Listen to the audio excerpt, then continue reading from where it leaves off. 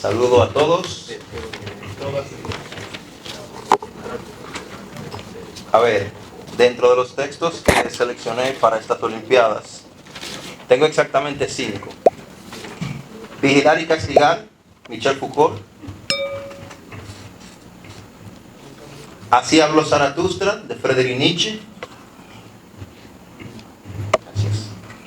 El existencialismo es un humanismo, de Jean-Paul Sartre. Filosofía de la liberación, Enrique Dussel. Y bueno, tengo Sapiens, de Yuval Noah Harari. Dentro de estos textos, bueno, hay que irse siempre por el que uno entiende que más domina. Y me voy a ir por uno, quizás, no, es el segundo más reciente de mi lista, Michel Foucault con Vigilar y Castigar. Un texto maravilloso publicado en 1975, el cual Foucault tiene el atrevimiento, sí, de hacerle una radiografía a todo el sistema de represión, pero lo hace buscando el sentido de, o sea, decir, ¿por qué reprime el Estado? Y el Estado realmente, ¿qué es antes de ser Estado, ¿no? Él dice, bueno, el Estado es la representación de Dios, porque busca normalizar. Y esta normalización la hace a través de un sistema de vigilancia y utiliza un sinnúmero de tesis como cuerpos dóciles, como el panóptico, como microfísica del poder, que es la parte en la que yo veo que él hace un poco más de hincapié porque se refiere a las relaciones de poder. El poder, a pesar de que es poder porque sabe y normaliza, lo hace a través de un sistema de relaciones, relaciones de poder, así como mismo le llaman. Cuando hablo de cuerpos dóciles, está hablando acerca del individuo, ¿no? Claro. Pero ese individuo que aunque dentro de una sociedad está tentado siempre a romper ciertas reglas, siempre existe una institución que busca regular o normalizar su comportamiento. Es decir, el que sufre, no sé, de ansiedad, hay que ir al psicólogo y normalizarle esa conducta. El que roba no puede robar en una sociedad donde las cosas necesitan dignidad para estar consigo mismo. Entonces va a la cárcel. Hay que ir a la escuela para aprender las conductas básicas, las normas básicas y la formación que necesita como individuo para permanecer en una sociedad, a lo que él le llama sociedad normalizada. Todo eso antes lo hacía Dios, pero ahora lo hace el Estado, dice Michel Foucault. Hay sistemas de vigilancia que son los que se encargan de hacer las etiquetas de aquello que no es normal, cosa que también estudia muy bien Foucault. Él dice, bueno, ¿qué es? Y utiliza un ejemplo muy bueno, porque él dice, mira, durante la Edad Media, a Franklin, por ejemplo, le aparecía una luz en cualquier ciudad de Berlín o en cualquier ciudad de Roma. Esa luz era interpretada como una señal de que Dios te ha elegido para algo, pero si la luz me sale ahora y yo digo que Dios me eligió para algo, yo termino en un psiquiatra. Y bueno, otro concepto interesantísimo que utiliza Michel Foucault es el concepto del panóptico, que no es propiamente de él, es de Jeremy Bentham, pero lo utiliza bueno, que esa es la parte en la que él compara las escuelas, la cárcel como un sistema de vigilancia que también normaliza conductas, y lo compara con las escuelas y con otras instituciones que son las que identifican un problema que es el individuo que no es normal y que hay que regularlo.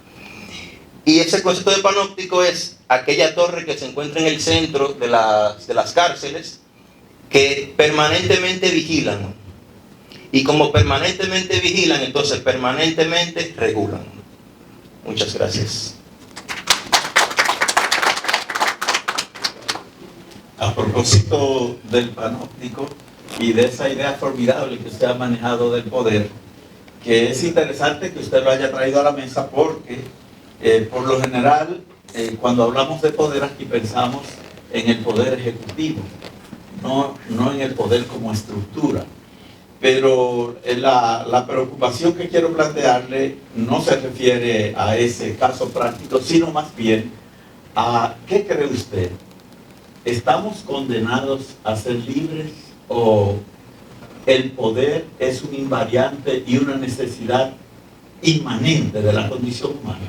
Bueno, Foucault diría ya que... A mí me interesa La mía, bien ok. lo de Foucault, pero Bueno. me interesa oír su punto de vista. Perfecto. El problema es que el término libertad, yo siento que por más que trabajo el concepto, no logro definirlo.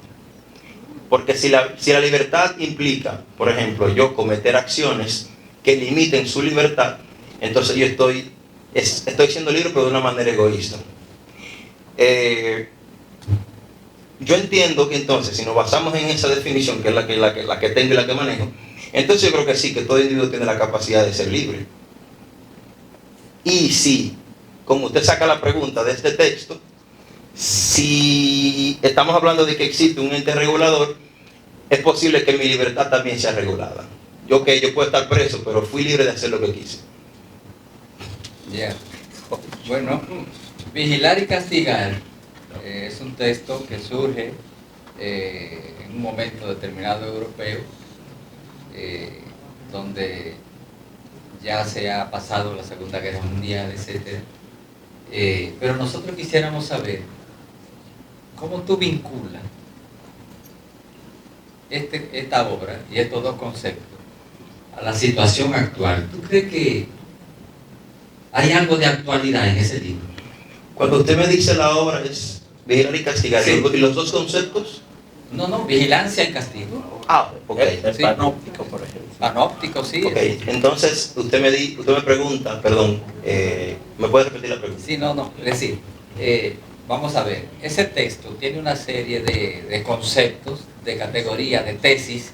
Esas tesis de ese texto, ¿tú crees que conservan cierta actualidad en el mundo de hoy o no? Bueno, es imposible, digo yo, no responder esa pregunta sin tocar temas que están en las paletas. Por ejemplo, hay un lema que, por ejemplo, que estudiamos historia, sabemos que Roma utilizaba informaciones falsas para desviar la atención. Y eso es poder, si nos basamos en lo que dice Foucault. Y el Estado siempre va a tener ese monopolio de la información. Ahora, bueno, no sé si poner el tema de la reforma, por ejemplo. Que ese tema es un tema que todos tenemos que hacer conciencia sobre eso, pero ahora mismo hay otros temas que están intentando ponerlo por encima de ese para distraernos. Y eso es normalizar, porque el Estado tiene objetivos claros, ¿sí? Y esos objetivos claros lo utiliza a través, como dice el mismo Foucault, es que si yo tengo la información, tengo el recurso, entonces yo tengo el poder. Entonces yo dirijo la sociedad hacia donde yo quiera que vaya. Entonces, claro, siempre va a estar presente. Me atrevo a decirlo que a futuro también. Franklin, yo te voy a hacer una pregunta dulce. A partir del libro Sapiens de Harari, ¿tú podrías decirnos por qué Harari dice que el ser humano se siente en una cafetería, se come un bizcocho y después se toma un vaso de Coca-Cola bien grande y no tiene remordimiento de conciencia?